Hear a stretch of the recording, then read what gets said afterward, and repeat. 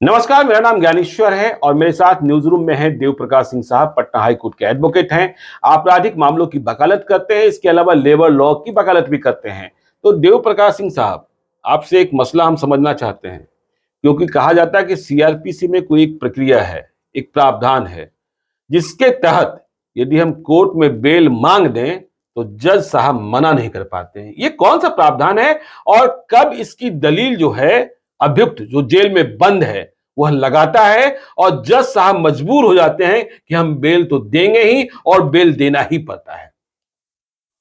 पहले सिंपल सब समझ लीजिए जी। गिरफ्तार करते क्यों है? जी। गिरफ्तार इसलिए नहीं करते हैं हम लोग कि हमें जांच करनी है इसके बारे में। ये बाहर रहेगा तो जांच को प्रभावित कर देगा। जी।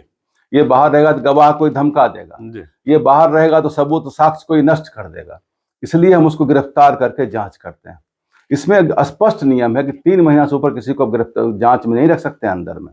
और यह भी है कि 7 साल या 10 साल तक का सजा है तो 60 दिनों के अंदर आपको चार्जशीट अभियोग पत्र आपको दाखिल करना है कोर्ट में। मतलब जिन मामलों में 7 साल से 10 साल तक की सजा है उसके अनुसंधान को 60 दिनों के भीतर, 60 डेज के भीतर पुलिस को पूरा कर लेना है। 61वां दिन अगर हो गया जी और वकील जाके खड़ा हो गया मिलॉर्ड ये 61वां दिन हो गया, हाँ। अभी तक चार्जशीट सबमिट नहीं हुआ, 1 सेकंड नहीं लगेगा, बेल दे देगा। देना ही है बेल उसमें। तो ये 7 साल से और 10 साल वाले में, लेकिन उसको कहते हैं डिफॉल्ट बेल। उसका डिफॉल्ट बेल बाय डिफॉल्ट 167 के तहत जाए। हाँ, वो बाय डिफॉल्ट। लेकिन आप ये बताइए कि ये ठीक है 7 साल से 10 साल वाली की बात कर रहे हैं, लेकिन जिसमें सजा 10 साल से अधिक उम्र कैद और 3 महीना 90 डेज पुलिस को अधिकार है। 90 डेज अगर पूरा हो गया और पुलिस ने कोई अभियोग पत्र दाखिल नहीं किया, कोई चार्जशीट दाखिल नहीं किया है तो ना 51वां दिन पहुंच जाएगा, उसका वकील कहेगा अभी तक अभियोग कोई चार्जशीट दाखिल नहीं हुआ, हमको बेल चाहिए। लेकिन आप ये बताइए, कोई एक्सटेंशन नहीं मिलेगा, कोई एक्सटेंशन नहीं मिलेगा। लेकिन पुलिस क्या कोई दलील दे सकती है या 60 दिन पूरा होने या 90 दिन पूरा होने के पहले ये अर्जी लगा सकती है कि यह मामला इतना पेचीदा है, इसलिए इस मामले में अभियोग पत्र चार्जशीट जमा करने को या अनुसंधान को पूर्ण बताने के लिए मुझे कुछ और समय चाहिए, तो क्या मोहलत मिल सकती है? पुलिस को ऐसा नहीं कि एक ही अभियोग पत्र दायर करना है जी, 1, 2, 3 लगातार वो कर सकती है दायर। अच्छा, सप्लीमेंट्री चार्जशीट को ऐसा नहीं एक ही चार्जशीट दीजिए, कल को आप नहीं दे सकते हैं। अच्छा, आप फर्स्ट चार्जशीट तो दाखिल कर दीजिए। तो ऐसा क्यों होता है? आपको क्या लगता है, कभी कभी पुलिस की मूली भगत होती है क्या कि पुलिस जानबूझ? पुलिस ओवरलेडन है, ओवरबर्डेंड है, ओवरलोडेड है। एक जगह कितना पुलिस है? जब कोर्ट आपके यहाँ पूरे भारत में एक ऐसा राज्य है जहाँ पर बेल पिटीशन हाई कोर्ट में 5 महीना, 6 महीना, 8 महीना में आ रहा है, पूरे भारत के पूरे विश्व में ऐसा नहीं होता हो जी। ये पिकुलियर स्टेट आपका है जहाँ ऐसा हो रहा है। अब समझ लीजिए इस बात को कि वही हाल पुलिस का है। एक पुलिस के पास 50 केस है, 100 केस, कहाँ कहाँ जाके जांच करेगा? जांच की प्रक्रिया बड़ी लंबी है और बड़ी सूक्ष्म ढंग से जांच करनी पड़ती है। उतना लिखने बनने में इकाइयों को समय लगता है। वो कहाँ व्यक्ति ही तो है, बस रोबोट तो है नहीं जाके 24 घंटा भी अगर करेगा तो भी बहुत तेरे केस में उसको क्रॉस कर ही जाना है। वो जो क्रॉस को, इसलिए हम लोग बाय डिफॉल्ट बेल उसको बोलते हैं कि पुलिस कई एक बार चाहते हुए भी नहीं कहा, कई बार संगीन मामला पुलिस प्रायोरिटी पर करती है, जो गैर संगीन मामला उसको थोड़ा छोड़ देती है। लेकिन ऐसा नहीं होता कभी कभी पुलिस मिल भी जाती है अभियुक्तों को जेल से छुड़ाने के लिए और वो चार्जशीट नहीं जमा करती है बाद में? कानून के परिधि से बाहर का सवाल है, इसमें हम लोग क्या बाद में पुलिस वाले एक्शन भी लेते हैं जो सीनियर ऑफिसर्स होते हैं। एक व्यक्ति से जो गलतियां हो सकती हैं, पहले तो कोई व्यक्ति है तब पुलिस ऑफिसर है, तो जो एक आदमी है, जो आदमी गलतियां कर सकता है, उसके साथ भी वही सब होता है। तो आप ये समझाना चाहते हैं, ये बताना चाहते हैं, जो हमारे दर्शकों का सवाल था कि यदि आप किसी ऐसे मुकदमे में फंसे हैं जिसमें सजा का प्रावधान 7 साल से 10 साल तक है, 10 साल से कम या फिर 10 साल से अधिक, तो 7 साल से 10 साल वाले मामले में पुलिस ने 60 दिनों के भीतर अनुसंधान पूरा नहीं किया और आपके चाहने वाले, आपके जानने वाले कोई अभियुक्त जेल के भीतर है, और यदि 10 साल से अधिक वाले में 90 दिनों के भीतर पूरा नहीं किया और कोई व्यक्ति जेल में है, तो आप कोर्ट में जाकर 167 सीआरपीसी के तहत बेल पिटीशन लगा सकते हैं और जज साहब मना नहीं करेंगे, बेल दे देंगे। मतलब सिर्फ का देने से बेल मिल जाएगा। लेकिन यही एक और सवाल देवप्रकाश जी, कि चलिए एक केस है, इसमें 10 अभियुक्त हैं, 4 गिरफ्तार कर लिए गए, 6 अब भी फरार है और 60 दिन पूरा हो गया या 90 दिन पूरा हो गया, तो जो गिरफ्तार हैं 60 दिनों से जेल में है, उन्हें तो जमानत मिल जाएगी, क्या जो फरार हैं उन्हें भी जमानत मिल जाएगी? नहीं, फरार वाले को नहीं मिलेगी। नहीं मिलेगी, नहीं मिलेगी। फरार वाले को तो जेल जाना ही पड़ेगा। जाना ही पड़ेगा या क्योंकि अपने यहाँ कहा गया अगर आप पर कोई आरोप लगा है, जी अपराधी हैं, तो आप जांच को सहयोग करिए। अगर जी जांच को सहयोग नहीं करते हैं तो आपको कहीं से कोई रियायत ना कोर्ट देगी हाँ ना सुप्रीम कोर्ट देगी। जांच में आप सहायता करिए, जी। वो तो करना ही होगा। तो मतलब जो जेल में 60 दिन रह चुके हैं या 90 दिन रह चुके हैं, उन्हें ही 167 का फायदा मिलेगा।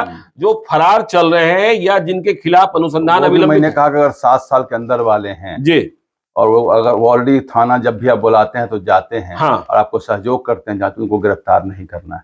गिरफ्तार नहीं नहीं करना करना है, गिरफ्तार नहीं हाँ, करना है। गिरफ्तार हर बात पीछे नहीं, पुलिस स्टेट एकदम जो कहा कि ट्रिगर हैप्पी पुलिस नहीं बननी। अच्छा, यही हम चर्चा कर लेना चाहते हैं कि एक रेगुलर बेल और दूसरा एंटीसिपेटरी बेल। एंटीसिपेटरी बेल मतलब अग्रिम जमानत, बगैर जेल गए हम जब जमानत की मांग करते हैं तो इसकी अर्जी सबसे पहले कहां लगती है? सेशन कोर्ट में लगती है। सेशन कोर्ट में। ये एडीजे के लेवल पर या डिस्ट्रिक्ट जज के लेवल पर?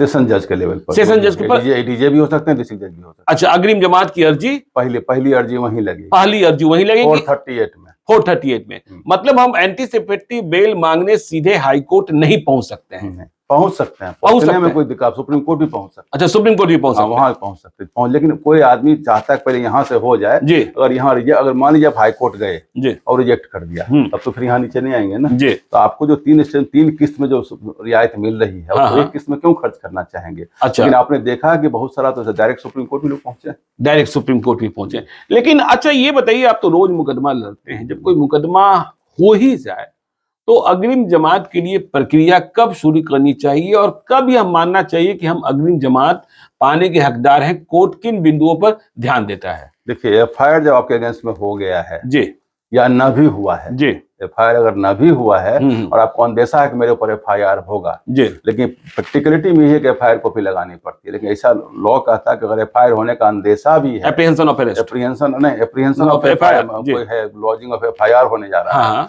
तो भी आप चले जा सकते हैं कि हमको एक दिया जाए अग्रिम जमानत की अर्जी आप लगा देते हैं सेशन कोर्ट में कि भाई हमारे ऊपर इस ढंग का आरोप लगा है, मुझे दिया जाए आरोप। यह सुविधा जब सीआरपीसी आई थी अपने यहाँ 1973 में तो ये लाई गई थी व्यवस्था में कि भाई बहुत सारे लोगों को जिसको कि आरोप है, गलत आरोप लग गया है, फंसा दिया गया है, तो निर्दोष को तो जेल में बंद करना कहीं हम लोगों के संविधान में लिखा हुआ नहीं है, ना कभी सीआरपीसी आईपीसी में कहीं नहीं है। तो हर आदमी को अपना बचाव, राइट टू डिफेंड तो सबको राइट है ना। अच्छा, अपना बचाव तो सब आदमी कर सकता है। कोई ऐसा कोई डॉक्टर है, नेग्लिजेंस का आरोप लगा दिया, अब लगा दिया आरोप तो उसको तो जेल चला जाएगा। तो वो तो लगाता है ना अपना अग्रिम जमानत वहां जाकर के सेशन कोर्ट में या क्या नाम है हाई कोर्ट में, और जमानत मिलती भी है उनको, जमानत मिलती भी है। केस में हाई कोर्ट या सेशन कोर्ट कहती है कि अगर ये आते हैं तो जमानत हो देगी। अच्छा, आजकल एक और शब्द और यह भी बताते हैं कि अग्रिम जमानत की कोई अवधि सीमित नहीं होती जी। तो कुछ लोग मिसनोवर में कहते हैं 6 महीना साल, ऐसा कुछ नहीं है।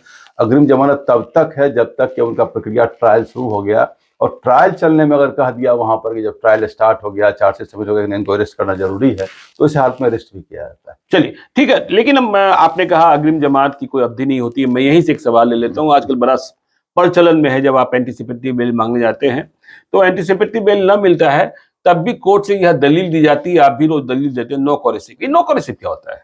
देखो, वो तो इंटरिम रिलीफ होता है कि जब तक मान लीजिए कोर्ट डायरी मांग रही है जी, या कोर्ट कोई प्रोसीज्योर में लगी हुई है, तो कहता है कि इंटरिम तब तक जब तक ये प्रोसीज्योर चल रहा है अग्रिम जमानत का जी, तब तक इनके ऊपर कोई कठोर कार्रवाई ना किया जाए अगेंस्ट में, उसी को कहते हैं नो कोर्सिव एक्शन। चलिए, दैट इज इंटरिम रिलीफ। तो आपने समझा, देखिए हमने आपको समझाया जमानत की प्रक्रिया के बारे में कि कब बस कह देने से जमानत मिल जाती है, और फिर जब मुकदमे में फंस गए तो अग्रिम जमानत, रेगुलर बेल और नो कोरेसिव, इसकी प्रक्रिया क्या है।